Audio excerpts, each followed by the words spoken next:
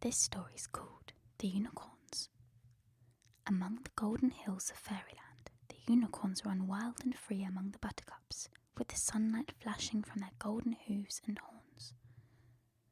One midsummer day, the sun was shining and a warm breeze was blowing, but there was a restless, unsettled air about the unicorns.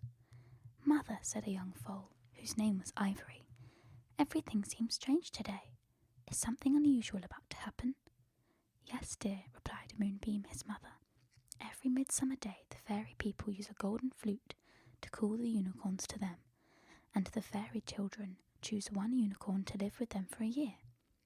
"Does the unicorn ever come back again?" asked Ivory. "Oh, yes," his mother replied. "When the fairies choose a new unicorn, they return the one who was chosen the year before. Each unicorn spends a year at the fairy palace, learning how to be gentle and obedient for the fairy children."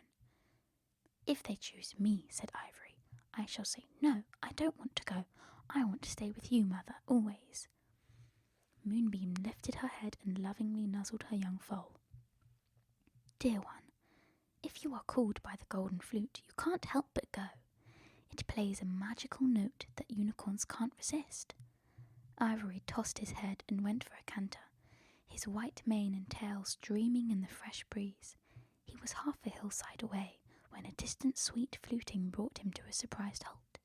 He found he could not help but turn towards it, and soon, quite against his will, he was cantering back to all the other unicorns on the hillside. There he saw the fairy folk and the flute player for the first time. They were laughing and singing as they made their way along the lane which led up from the lower regions of fairyland. The fairy children saw Ivory and called joyfully, "That one! Oh, let's choose that one!" "Not me, Mother," he pleaded. "Don't let them take me. I don't want to go. It isn't fair." Moonbeam gave him a velvet kiss. "Little son, it is an honour to be chosen by the fairies, and you must go.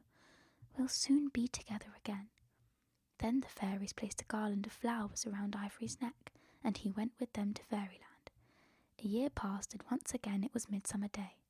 Moonbeam stood patiently with the rest of the unicorns as the fairies chose a new unicorn to take to fairyland. Ivory was released by the fairy children and trotted briskly up to her. They nuzzled lovingly.